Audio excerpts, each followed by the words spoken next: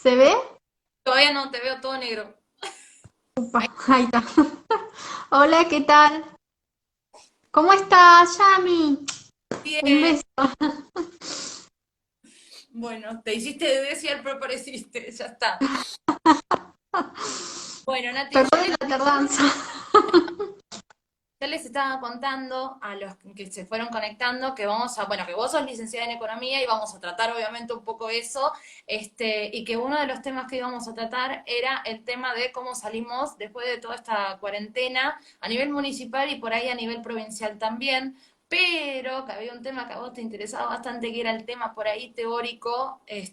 sobre la escuela austríaca, que no todo el mundo sabe lo que es, y está bueno que la gente lo pueda conocer y tenga acceso a esto. Entonces, vamos a intentar introducir un poco este asunto para que, bueno, la gente conozca un poco más sobre esto, si te parece bien. Dale, buenísimo. Nada, brevemente, más o menos en general,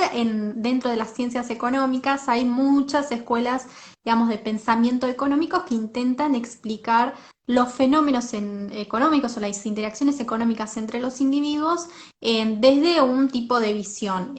Me parece que la que no es estudiada, no es vista por, digamos, en los centros de educativos, es la escuela austríaca y la verdad es que tiene bastantes aportes para darnos, para enseñarnos, pueden, digamos, profundizarlo después si les interesa, pero básicamente entre los tantos aportes que tiene está el tema de la teoría subjetiva del valor, que hasta inclusive en el día de hoy a muchos, digamos, les cuesta entender eso, digamos, el valor de los bienes no está, digamos, determinado por el trabajo que uno le incorpora a ese bien, sino que precisamente el valor que las personas le otorgan a ese bien. Y eso depende, digamos, es bastante subjetivo y depende de las personas, digamos. Existen determinados bienes o servicios inclusive que al cual nosotros les asignamos distintos, digamos, valores dentro de nuestra escala valorativa, que es un, digamos, es un instrumento, es un concepto que incorporó Menger, que es uno de los padres de la escuela austríaca, y bueno, y eso es lo que determina de que nosotros también, digamos, somos diferentes entre nosotros, que existen algunos individuos que prefieren algunas cosas por sobre otras, y las preferencias van cambiando y mutando en el tiempo. Y ahí creo que choca con esa idea intervencionista por parte, digamos, de algunas escuelas de pensamiento económico que no logran entender eso, que creen que el valor de un bien radica quizás en el trabajo desde una visión más marxista, comunista, y entonces te vienen a decir, bueno, pero ¿por qué no consumís esto?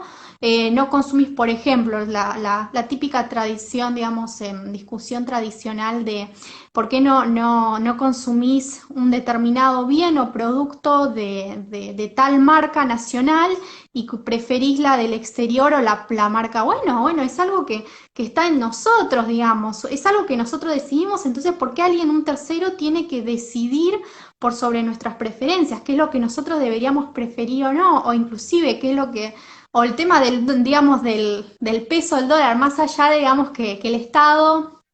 durante mucho tiempo llevó mal, digamos, las políticas económicas que hizo que nosotros desconfiáramos del peso. Bueno, si nosotros preferimos hoy,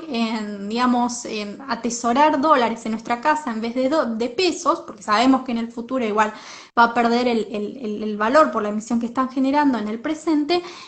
¿por qué tiene que hoy, por ejemplo, un Estado decir establecerte una ley de penal cambiaria? Que te, digamos, aquellas personas la van a penalizar a aquellas personas que compren más o atesoren más de 200 dólares por mes. La verdad es que es una locura.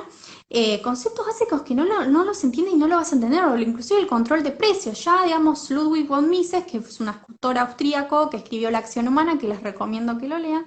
él decía, mira, la verdad es que es distinto, es bastante difícil, digamos, controlar el mercado, porque el mercado somos todos, y el mercado es resultado, digamos, de un proceso evolutivo de las interacciones de los individuos, fue un proceso de ensayo y error, entonces ahora esto es lo óptimo, es lo que decidimos todos nosotros durante mucho tiempo.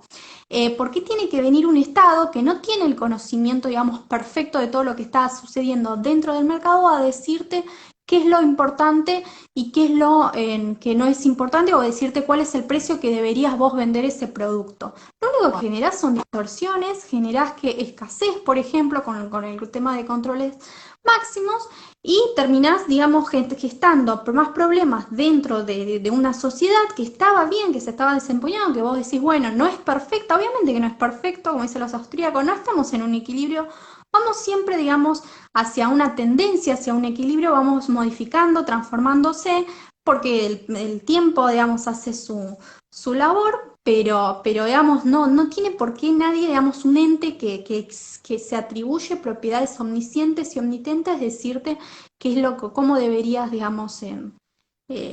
manejarte, o cómo debería ser la economía, o qué es lo que deberías producir, o qué es lo que deberías consumir. Lamentablemente hoy se están, digamos, tomando libertades un Estado que de fondo es un grupo de individuos que cometen los mismos errores que unos, que no tienen toda la información de todo el mundo, y, y nada, no se te escucha bien. ¿No? ¿Me escuchás ahora? Ahí está, ahí está. Bueno, y Bueno, básicamente es eso. Por eso les recomiendo al principio siempre leerlo un poco la escuela austríaca, sobre todo aquellos que están estudiando, digamos, la carrera de economía, o les interesa, o afines, y de política sobre todo a Hayek, para que puedan adentrarse y para que se saquen un poco el chip que a veces les incorpora desde, digamos, la educación, que les dice que siempre les meten la idea de que el Estado siempre tiene que estar presente, o la idea desde chiquito de que el Estado es benefactor, y de que, bueno, nosotros no nos podemos desenvolver si no fuese por él. La verdad es que si vemos las experiencias a nivel mundial, aquellos países que dejaron, digamos, el destino económico en manos de los individuos de esa sociedad, les fue bárbaro, y hoy son uno de los países más ricos del mundo. sí. Sí, sobre eso, bueno, lo fuiste nombrando, de hecho, pero sobre eso una cosa que a nosotros nos había surgido la idea de consultarte, de preguntarte, es por ahí buscar un poco la diferencia entre una economía libre y una economía en un sistema, por ejemplo, socialista. ¿Cuál es la diferencia más marcada que vos crees que se tendría que tener en consideración, ¿no? Que Bueno, igualmente, a mí me parece que es eje central de diferenciaciones, que en un Estado socialista, una economía socialista, el sujeto se convierte como en un ser autónomo, pasivo, o sea, que es reaccionario, o sea, responde, digamos, a lo que le dicta, digamos, el dictador, o el Estado omnipotente, ese grupo digamos, de presión política que tiene en manos la economía, que son individuos igual que uno. Entonces, digamos, es como una relación de subordinación en el que nos convertimos como esclavos, con sujetos pasivos, lo que nos está sucediendo inclusive hoy de a poquito en los medios de comunicación. Vemos que, digamos, con este miedo que les están generando por el tema del coronavirus, los medios de comunicación bombardean con información irrelevante, le infunden miedo a las personas, y el sujeto ante esa situación, digamos, no reacciona, lo único que hace, digamos, su voluntad, las decisiones que va tomando a lo largo de su vida diaria, la va relegando al poder del Estado o de un grupo de personas. En cambio, digamos, en una economía libre, digamos, el que tiene el poder de decisión, el que determina a ver si una empresa debería quedarse produciendo en ese país o no, cuál aquella que debería vender o no, cuál es digamos, el mejor sector, que motor de crecimiento económico, lo determinan las gentes. O sea, es como el soberano, lo que decimos todos, lo llamamos los liberales, el soberano es el individuo, somos nosotros en una economía libre de mercado. En el socialismo no tenemos ese poder, lamentablemente. O sea, cuando se aplicó, digamos, que nunca funcionó, el socialismo en la Unión Soviética, ¿qué es lo que hacían? ¿Qué era la economía para ellos? Era decir, bueno, yo determino qué es lo que se tiene que producir, cuánto se debe de producir y cuáles son los insumos que se deben utilizar para producir eso. Nada más, o sea, el socialismo te determinaba todo, y vos tenías que seguir sin chistar y sin, digamos, cuestionar, digamos, el poder, digamos, al poder de turno, porque si no después tenías bastantes problemas, te metían en una lista negra, lo que pasa. Entonces, y ahí está el problema, ¿no? Que uno a veces no se da cuenta, pero la libertad es esencial, digamos, es la esencia de la persona, la esencia de, bueno, decidir cómo quiero vivir mi vida, qué es lo que quiero trabajar, cómo quiero progresar, o sea, la movilidad social, inclusive en el socialismo eso no pasa, te quedas en un mismo lugar, morís en un mismo lugar y, digamos, trabajás de lo que te dice el Estado prácticamente. Lo que es, por ejemplo, en hoy Cuba, que dicen, bueno, sí, lamentablemente no tienen inclusive, digamos, si vas a cualquier centro educativo, no tienen los insumos básicos, los centros de salud no tienen los insumos básicos. Y está diciendo realmente, digamos, hasta qué punto el individuo puede desarrollarse en ese tipo de sociedades. Es prácticamente un estado casi de feudalismo, ¿no? De esclavitud. Sí, Eh, esa es la realidad. sí, sí, sí, sí. Y acá están intentando hacer un poco una cosa así, porque fíjate que ahora incluso están hasta tratando de promover un salario universal, o sea, es una cubanización directa la que nos están queriendo hacer. Y a eso también queríamos llegar, ¿no? Con esta diferenciación, es en dónde entra Argentina, ¿no? ¿En qué tipo de economía está parada Argentina? Bueno, si hay que determinar, digamos, en una línea, yo pongo siempre en un lado, nosotros estamos en una economía libre de mercado que todavía inclusive los países más libres del mundo no se encuentran en esa línea, sería el óptimo para mí. Y después está, digamos, del otro extremo de la línea, está en el Estado socialista, que sería lo que es Venezuela hoy, en Cuba, la Unión Soviética. China estaría más para el, digamos, para el centro, centro izquierda. Cada uno de los países dentro de esa línea se posicionan hacia un, digamos, estado más, una economía más de libre mercado, pro mercado, y en una economía, y del otro lado están algunos países que están más centrados hacia la izquierda, hacia un socialismo. Entonces hay como una tendencia a que, no sé, algunos que son más tendientes al pro mercado vayan más con el paso del tiempo hacia una economía más libre, en cambio los que están, digamos, hacia más sesgado a la izquierda vayan con el tiempo a un estado socialista extremo como es lo que hoy es Venezuela. La Argentina me parece que hoy se está debatiendo, digamos, hacia qué lado ir, porque lo que tienen las políticas intervencionistas es que no son de largo plazo, o sea, uno no puede ser keynesiano durante toda la vida. En algún momento tenés que decidirte si intervenir totalmente la economía o dejarla libre. ¿Por qué? Porque el intervencionismo genera distorsiones. Entonces esas distorsiones necesitan, como vos las generaste por lo que estás haciendo, necesitan más intervenciones aún más. Entonces se forma una bola con el tiempo de que vos todo el tiempo tenés que estar presente. Y en algún momento, o sea, son tantas las distorsiones, es tanto lo que cae, digamos, la destrucción dentro del sector privado, que vos tenés que decidir hacia dónde ir. Si dejás, digamos, en manos de los individuos de tu sociedad o te vas a hacer un socialismo extremo. La Argentina llegó a un punto que ya no tiene margen de maniobra para seguir con este tipo de políticas, entonces se tiene que decidir hacia dónde va. Y dentro del gobierno me parece que hay una especie de coalición entre un sector que es extrema izquierda, que quiere, digamos, perpetuarse en el poder, porque el socialismo en realidad, el fin último de este, ¿cuál es? Estar, digamos, mantener una casta política durante muchos años. Claro. Eh, Exactamente. Digamos, y otra parte que dice, bueno, sí, yo me quiero perpetuar en el poder, pero no quiero ser Venezuela, porque sabemos que al final terminan perdiendo todos, porque digamos, estar en un más allá de que vos puedes perpetuarte durante mucho tiempo, lo cierto es que no es, digamos, todos terminan empobrecidos, o sea, si es mejor, digamos, ser gobernante o presidente de un país, no sé, como Suiza, por ejemplo,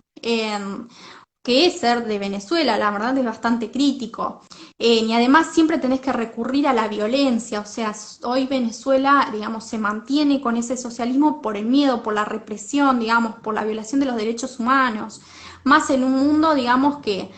cada vez te lo permite menos, o sea, hacer, o sea, porque tenés ahí, o sea, les cuesta bastante ahora, por ejemplo, con el tema de la pandemia, conseguir, necesitan financiamiento para seguir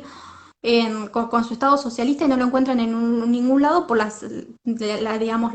el tema de las restricciones que está generando en el resto del mundo por lo que están haciendo. Entonces, digamos, no es tampoco, digamos, factible en algún lado, digamos,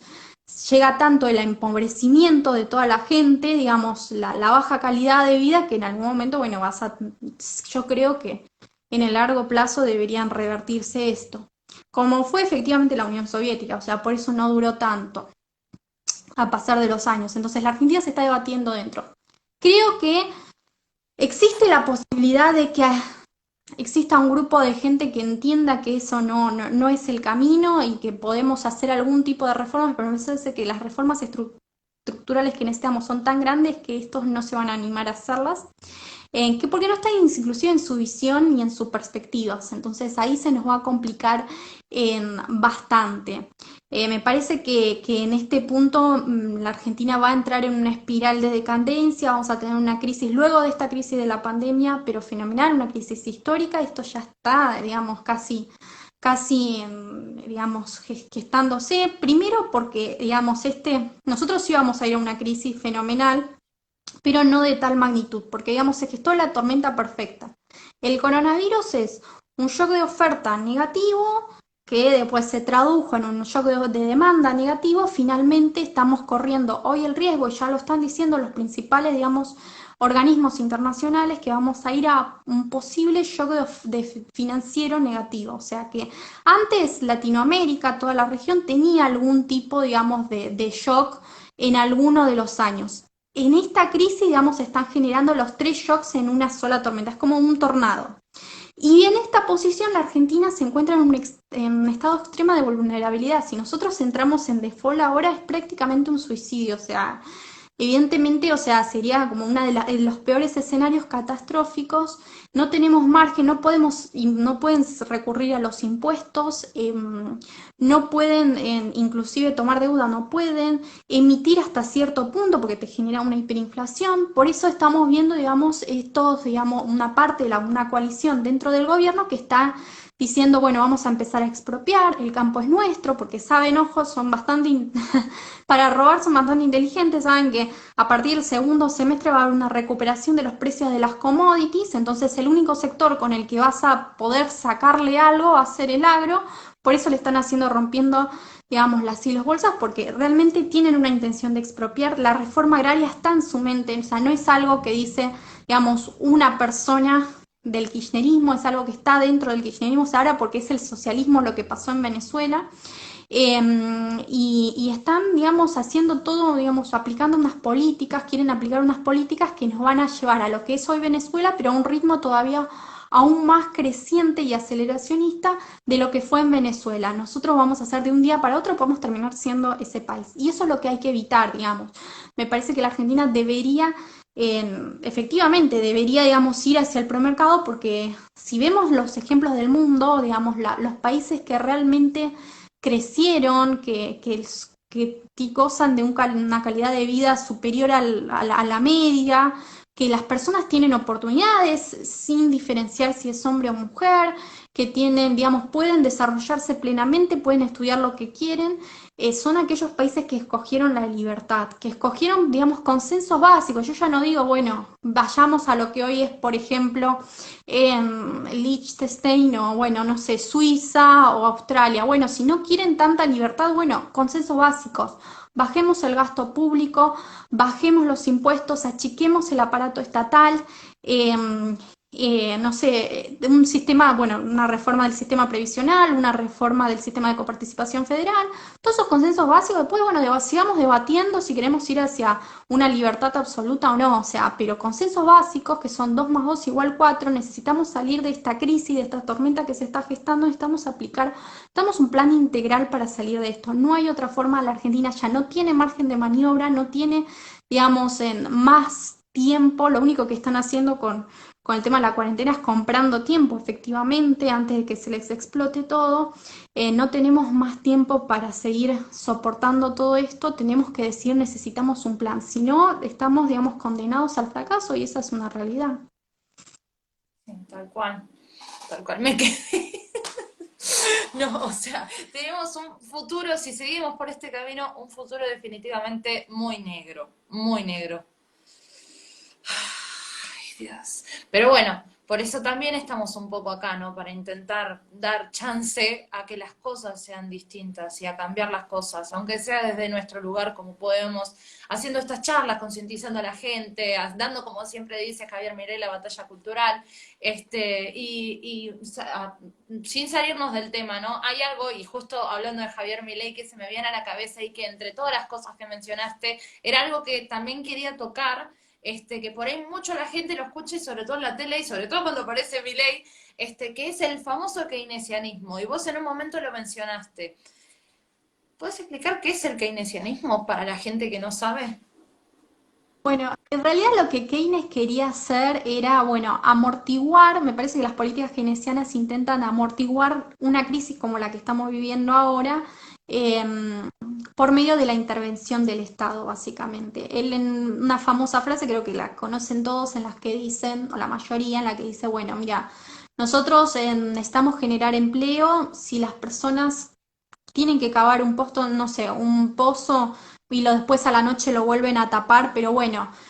con ese fin, esa gente que tiene ese empleo por medio del sector público, que no es más que, digamos, no te genera nada, ninguna productividad cavar un pozo para ninguna sociedad. Esa gente, bueno, va a comenzar a consumir más y de esa forma se va a reactivar la economía, de esa forma más extremista. No, la verdad es que no, porque vos el problema que tenés, digamos, más allá de que tienen algunos países mayor o menor margen de maniobra para aplicar, por ejemplo, una política monetaria o fiscal expansiva, es decir, incrementando el gasto público, emitiendo más, poniéndole plata al bolsillo a la gente, alguno va a depender de cómo llevó, digamos, sus cuentas fiscales o su solidez monetaria durante los años previos a la crisis. Hay algunos países como el nuestro que no tenían ninguna posibilidad de hacerlo porque ya venimos aplicando una política keynesiana y no nos resultó. No crecimos con ese tipo de políticas, lamentablemente, porque el único que,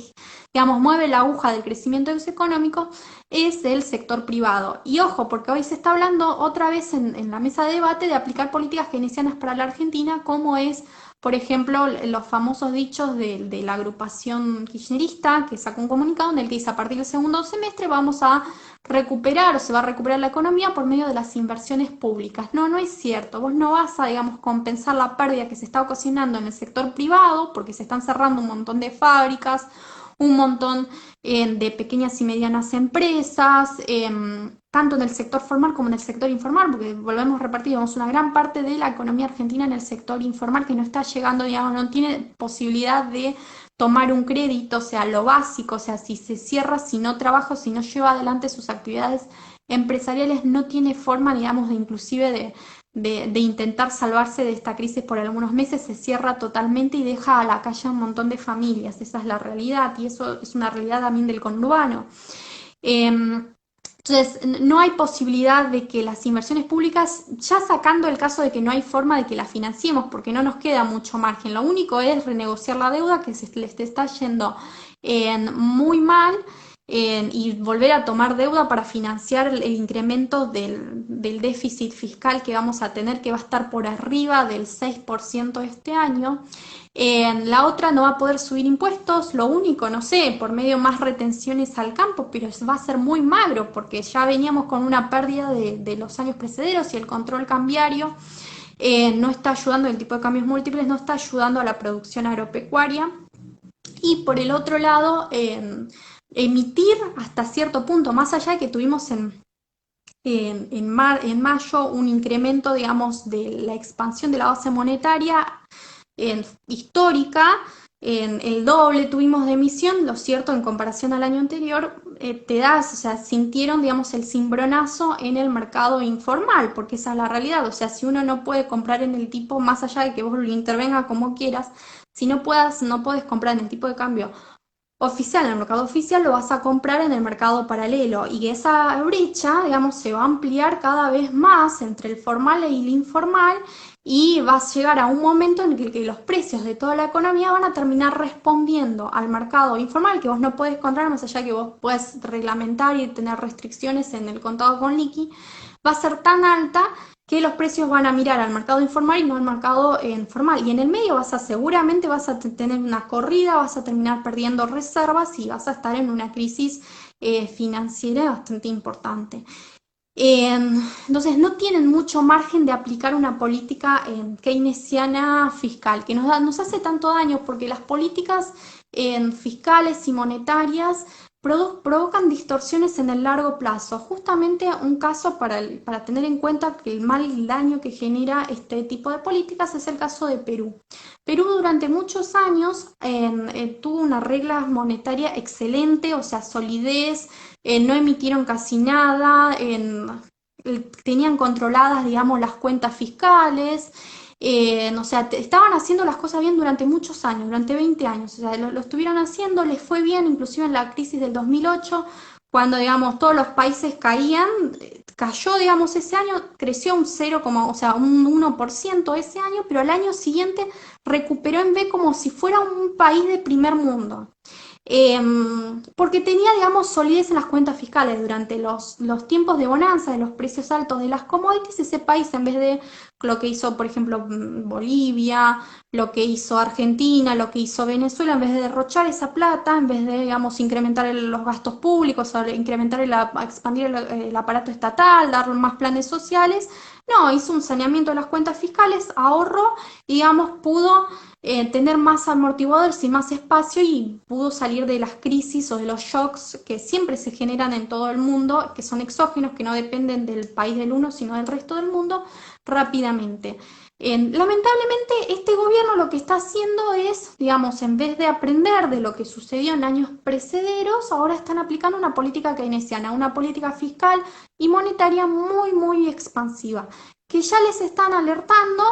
que van a generar distorsiones en el largo plazo, porque están emitiendo a tasas que van a terminar, digamos, despreciando el valor de su moneda, que van a generar una crisis de confianza, digamos, en vez de estos años, en años más posteriores, van a quedarse en una situación de mayor vulnerabilidad, van a tener incrementado un déficit fiscal, van a tener que salir a endeudarse y están en un camino a lo que fue, digamos, fueron los países como Bolivia, Argentina, en una situación de extrema vulnerabilidad, en esa idea de querer, bueno, por un año, en el corto plazo, amortiguar este impacto, vos lo que estás haciendo es perdiendo el largo plazo. Esa es la realidad cual se maneja. El keynesianismo es miope, esa es una realidad, o sea, son políticas que no ven el largo plazo, que no ven el daño que están generando, que no analizan bien el costo y el beneficio. Y vuelvo a repetir, no es lo mismo aplicar una política fiscal y monetaria en países desarrollados, que digo, bueno, sí te generan distorsiones, pero bueno, hay que analizarlo, depende de muchos factores, tienen más margen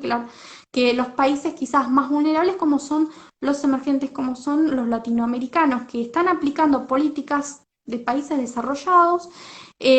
fuertes inclusive mucho más que ellos, y están generando problemas estructurales dentro de sus economías que son muy difíciles de bajar, porque, a ver, aplicar una política, por más de que hay algunos economistas hoy en nuestro país de que dicen, bueno, esta política fiscal tenemos que decirles a la gente, asegurarles de que es transitoria, porque supuestamente lo transitorio, digamos, no te genera distorsiones, no es cierto, o sea, es muy difícil, digamos, bajar un déficit fiscal del 6,5% del Producto Bruto Interno cuando vos no estás apostando al sector privado. Si vos vas a tener destruido prácticamente todo tu sector privado, ¿cómo vas a financiar ese déficit fiscal? ¿Cómo le vas a hacer creer a esa gente que lo vas a reducir el año que viene? No hay forma, no hay chances. No, tal cual. Y bueno, y ahí está el tema de qué hacemos, no solamente con la situación económica, sino, bueno, sí, con la situación económica, pero a nivel municipal. ¿Qué hacemos con los comercios chiquititos? Porque por ahí hay margen en las grandes cadenas y, qué sé yo, empresas más grandes. Incluso el campo es un eterno remador, pero y que por eso también es como que molesta tanto también que el gobierno esté todo el tiempo golpeándolo, porque justamente es el sector más productivo del país. Pero, ¿qué hacemos con los comercios chiquititos? ¿Qué hacemos con la gente de barrio? ¿Qué hacemos en los municipios? Como, bueno, yo no sé si saben, pero Natalia Motil es de Lanús, y así que, bueno, somos vecinos de municipio. Este,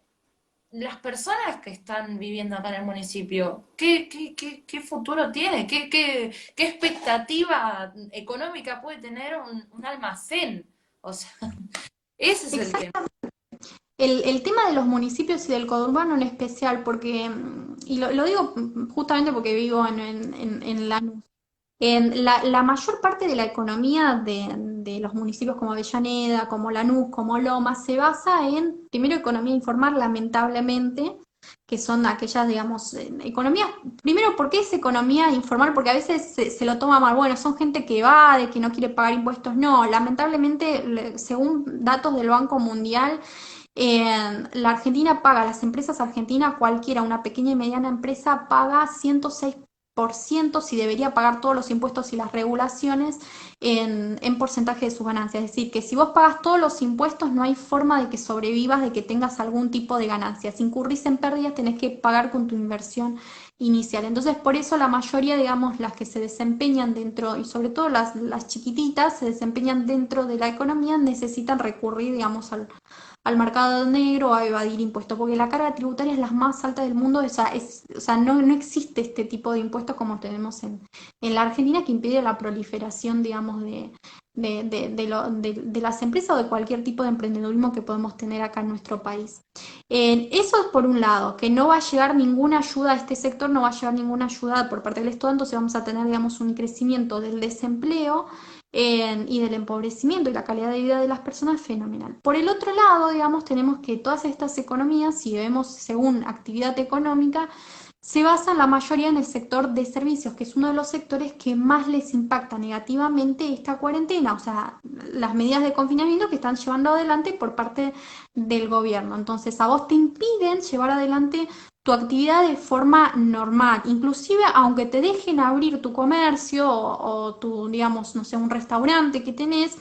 más adelante, lo cierto es que la gente, bueno, con este tema del coronavirus, inclusive va a haber cierto, digamos, una menor demanda por parte de la gente, inclusive la gente que perdió su trabajo va a consumir menos, ya se está viendo un cambio en la composición del gasto de las personas a nivel mundial y sobre todo en aquellos países más vulnerables. Digamos, las personas están ahora consumiendo por la incertidumbre que genera, por no saber si van a poder mantener la liquidez durante mucho tiempo, si van a conservar su trabajo, están consumiendo más alimentos y bebidas, por ejemplo, necesidad, digamos, bienes y servicios de necesidades primarias, en contraposición de otros servicios de no necesidad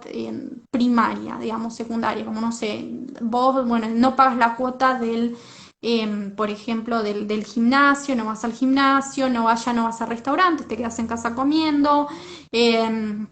o por ejemplo, no inscribís, sacás al chico, que es lo que está pasando, no van a renovar al chico, digamos, la cuota en los colegios privados, lo van a sacar a una pública, digamos, están intentando reducir sus costos de alguna forma porque no saben si van a conservar su trabajo por la situación de la crisis económica en la cual nos genera, la cual estamos y el Estado propio, digamos, se está potenciando. Y eso es una tendencia que se va a ver durante mucho tiempo. Sobre todo en aquellos, digamos, en aquellos, digamos, en nuestro conurbano, de que están sufriendo todo esto. Entonces, por eso vemos que, digamos, comercios y servicios, inclusive empresas familiares que duraron durante mucho tiempo, que sobrevivieron, por ejemplo, inclusive a la clase del 2001, lamentablemente no va a sobrevivir, o sea, ya dice que ya tiene que cerrar, o sea, porque no le queda otra. Eh, Así que es una situación bastante crítica la que vamos a ver porque son sectores vulnerables, digamos, la mayor parte de la pobreza se encuentra en el conurbano, no solamente porque tiene digamos, agrupa la mayor cantidad de gente, sino precisamente por eso, porque son economías que no son, digamos, no tienen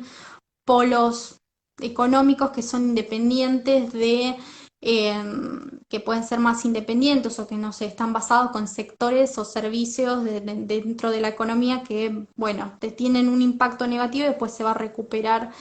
fenomenalmente en 2 meses. No tienen mucho margen de hacer eso. Hay mucho, digamos, cisnes negros en ese sentido porque, digamos, ya vienen, son empresas que por pagar las regulaciones o los impuestos necesariamente incurrieron en préstamos, o sea, ya son empresas endeudadas que si cerraban un mes se venían al pique. A principio de marzo, entre el 10 y el 20% dijeron que ya cerraron sus actividades de las pequeñas y medianas empresas que dentro de nuestro país y sobre todo en el conurbano son las empresas que más empleo generan. Muy probablemente que si vos, empleo joven inclusive, si vos tenés tu primer empleo, va a ser una pequeña y medianas empresa y van a cerrar. Y ahora estamos hablando entre el 50 y el 60% de estas pymes que seguramente a fin de año van a quedar totalmente destruidas, que van a cerrar. Y son, digamos, familias y puestos de trabajo que se van a terminar perdiendo desafortunadamente y que si ahora no hacemos algo, digamos, si no levantamos la cuarentena, lamentablemente no van a tener mucho margen de seguir durante 2 semanas más, o sea, y el Estado, vuelvo a repetir, o sea, va a ser por medio de sorteo, porque tampoco tiene plata para financiar y salir con una IFE a pagarle a todos durante mucho tiempo, o sea, no hay forma de que por medio del sector público se compense lo que estamos, digamos, perdiendo en el sector privado. O sea, lamentablemente, y son familias destruidas, son generaciones destruidas, que fueron con mucho esfuerzo, porque lamentablemente poner acá una empresa, un pequeño emprendimiento, ya sea, digamos, no sé, que arreglan los autos o no sé, no sé, un comercio, una pequeña supermercado, la verdad es que, un local de ropa, la verdad es que es bastante difícil, necesitas de un capital, a veces, digamos, son los ahorros de toda tu vida, que te costó durante mucho tiempo, que asumiste un riesgo, o sea, es muy difícil y vas a dejar, digamos, sueños y proyectos de un montón de personas totalmente destruidos, que es bastante terrorífico, la verdad es muy, muy aterrador lo que va a suceder y sobre todo en nuestros sectores, lo que vamos a ver más porque a la gente, a los jóvenes sobre todo, vemos que les cuesta aún más insertarse en el mercado de trabajo, un mercado de trabajo que no logras absorberlos, que está totalmente destruido, la educación que no logra, digamos, insertar luego posteriormente a estas personas al mercado de trabajo, o sea, son generaciones que, digamos, van a ver bastante impactados ya desde muy chicos lo que es una crisis económica en la Argentina. Bueno, yo tengo el ejemplo de mi papá. Mi papá tiene una industria, él trabaja con todos materiales plásticos y hace poco me decía, a mí me agarró totalmente la desesperación, pero es la historia de todos, me parece, en este momento, que a él básicamente le convenía, o sea, anunciarse en quiebra que tener que seguir trabajando, bueno, trabajando, sin trabajar, pagar los salarios, porque encima además te ponen leyes en donde no pueden despedir. Y básicamente, como dicen, tener un empleado en Argentina es adoptar una persona. O sea, es imposible así. Así que esa, como digo, es la historia de un montón de personas en esta situación. Y mi papá tiene lo que es una fábrica, ¿no? Pero la gente que, como decía antes, por ahí tiene un almacén o un restaurante, no. Exactamente. Y ese es el mayor problema. O sea, ahora los que están sobreviviendo, intentan sobrevivir, digamos, las pequeñas y medianas empresas, sobre todo en el conurbano, como que tienen ya empleados de décadas, es casi un acto de solidaridad, esa es la realidad. O sea, porque no les conviene, no hay ahora empresas que les conviene seguir manteniendo. Si sos por ahí un esencial, digamos, tenés un supermercado, un kiosco, quizás sí, pero el resto, la verdad es que son pocos los que pueden más si digamos, te prohíben llevar adelante tus actividades, que son esenciales también, porque es llevarle dignamente el plato de comida a tus hijos o a tu casa. Entonces, o sea, realmente es como que decís, bueno, o sea, no lo entienden realmente, o sea, saben encima que no tienen mucho, digamos, que se les está acabando el tiempo y están, digamos, arrasando con todo, porque esa es la realidad. O sea, y la Argentina ya digamos, no está preparado otra vez para soportar una crisis, digamos, como peor que la del 2001. Yo no creo que vamos a quedarnos como mansitos en escuchando lo que quieren o haciendo lo que ellos quieren que hagamos. No, no es así, ya se están revelando en varios sectores, o sea, se les va a venir una situación, una crisis social a fin de año bastante importante, que no sé si no la están viendo, no la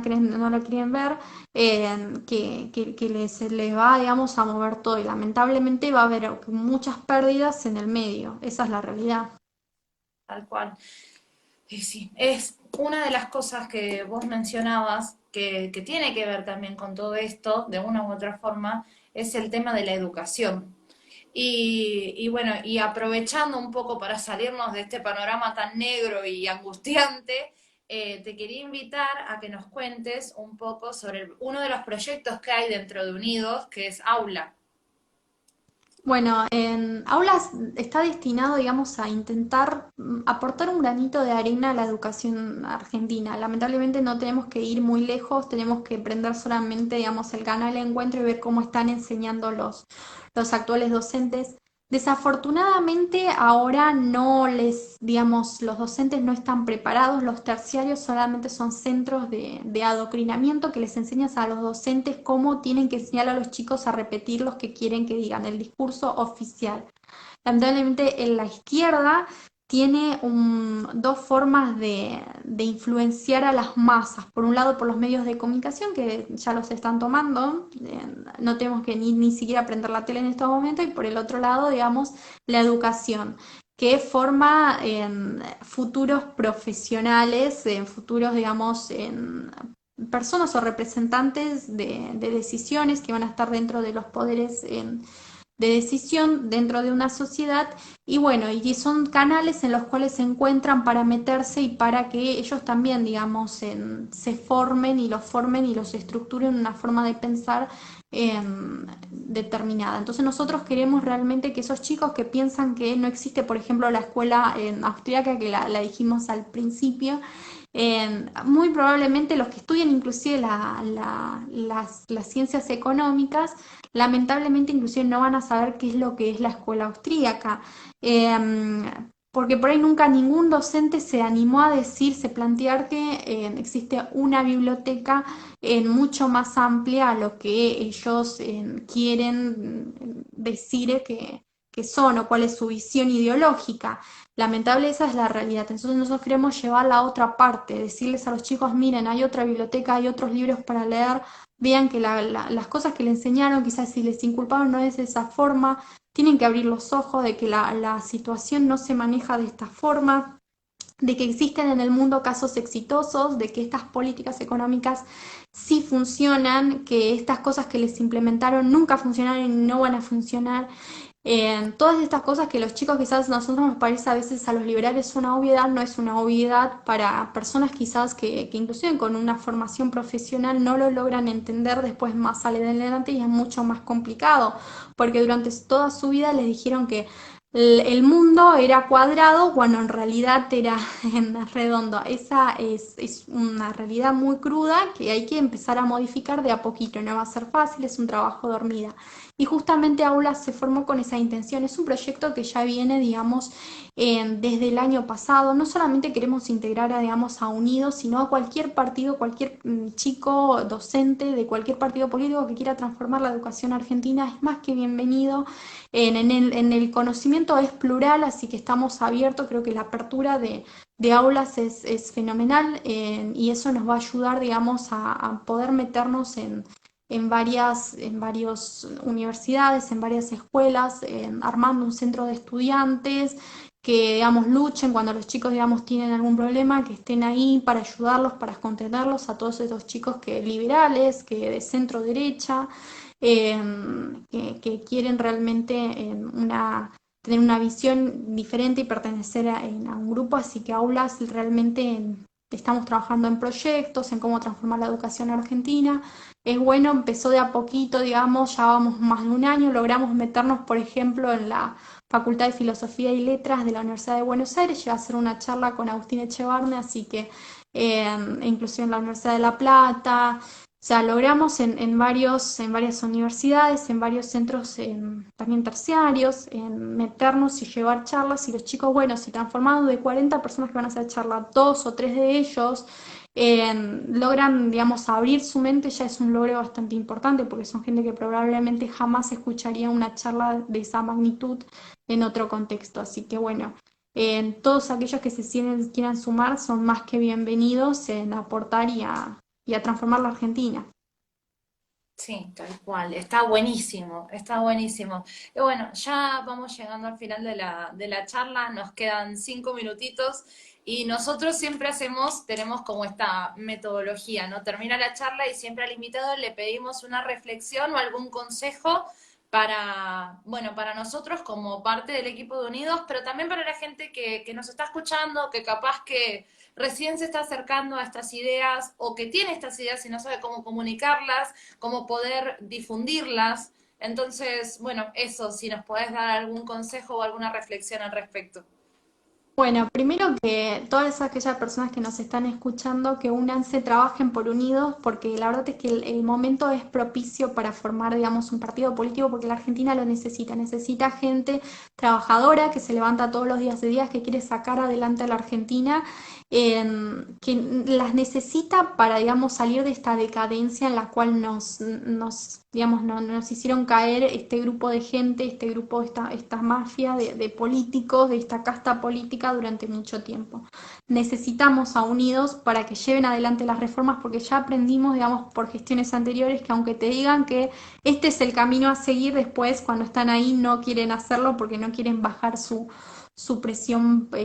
su poder o su presión política. Así que bueno, Unidos es realmente gente comprometida que realmente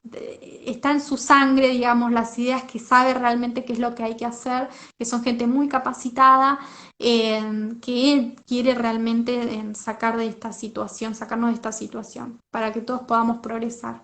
Y por el otro lado, no decaigan, a veces digo, es muy complicado más en estas situaciones en las que cada vez hay un Estado más presente, que avasalla sobre las libertades individuales de las personas, que nos ponen muchas barreras, yo creo que no decaigan, que es un trabajo de hormiga, no va a ser fácil, obviamente menos en una situación así, bueno, lamentablemente nos tocó caer en un país o nacer en un país así,